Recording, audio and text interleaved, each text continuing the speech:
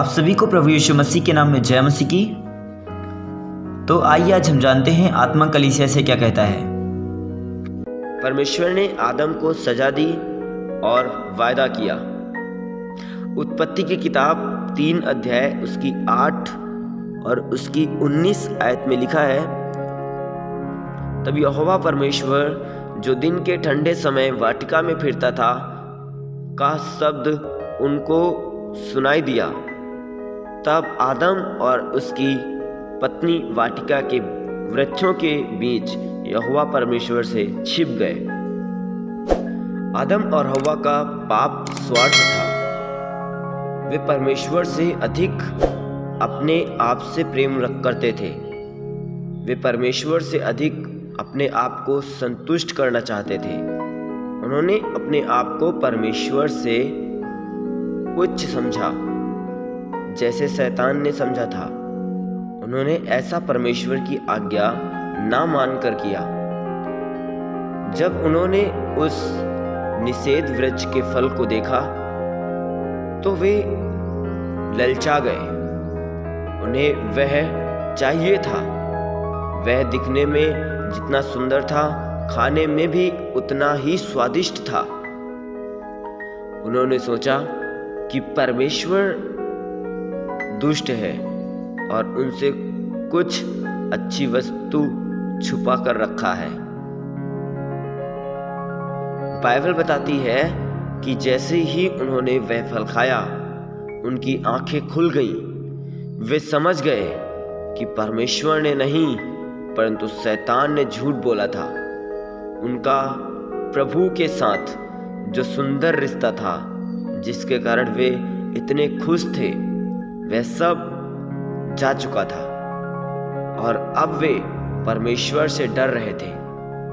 वे परमेश्वर से इस तरह छुप गए जैसे कि आज हम लोग परमेश्वर से डरते हैं, अपने भय और दोष के कारण। परमेश्वर हमें खोजता है,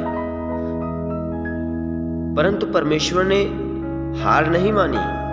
चाहे आदम और हव्वा भाग जाना चाहते थे, परंतु परमेश्वर उन्हें खोजते हुए आए। वे अभी भी उनसे प्रेम करते हैं। वे अभी भी हम सबको खोजते हैं और चाहते हैं कि हम सब उनके पास लौट जाएं और उनकी संतान बन जाएं। वे हमें अनंत काल के आनंद में ले जाना चाहते हैं। आदम ने झूठ बोला और परमेश्वर से कहा कि उस नारी हव्वा ने उससे पाप करवाया। और जब परमेश्वर ने हव्वा से पूछा तो उसने सिर्फ शैतान पर दोष लगाया।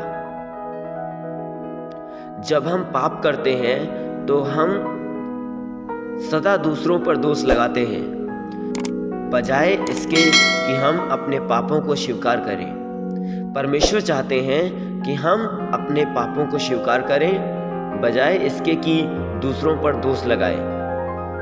ये कहते हैं कि यदि हम अपने पापों को मान लें तो वे हमें क्षमा कर देंगे। सच्चे आनंद का मार्ग यह है कि हम दूसरों पर दोष लगाना छोड़ दें, अपने पापों को मान लें और यह जान लें कि परमेश्वर उन सबको क्षमा करते हैं जो अपने पापों के लिए दुखी हैं। पाप का परिणाम। आदम और हव्वा के पाप के कारण बहुत सी घटनाएं घटीं। परमेश्वर ने सर्प को श्राप दिया, जिसके उस समय पांव थे। परमेश्वर ने उसके पांव निकाल दिए और उसे पेट के बल भूमि पर रेंगने का श्राप दिया। परमेश्वर ने नारी को श्राप दिया कि बच्चे को जन्म देते समय बहुत दर्द सहेगी। नर को जीविका के लिए संघर्ष करना होगा और पसीना बहाना होगा। कांटे और ऊंट कटारे, परेशानियां और हृदय दर्द हमारी खुशियों की जगह ले लेंगे। और सबसे बुरी बात यह हुई कि परमेश्वर ने कहा कि नर और नारी दोनों मर जाएंगे और उनकी देह मिट्टी में मिल जाएगी। परमेश्वर का वायदा। परंतु परमेश्वर ने एक अद्भुत वायदा किया है। उन्होंने वायदा किया कि वे अपने इकलौते बेटे यीशु मसीह को भेजेंगे। यीशु हव्वा के वंश से जन्म लेंगे और शैतान को रौंद कर उसे और बुराई को हमेशा के लिए नष्ट करेंगे। यीशु क्रूस पर जान देंगे हमारे पापों के लिए। परमेश्वर स्वयं अपने बेटे को कष्ट देंगे और उनकी बलि चढ़ाएंगे।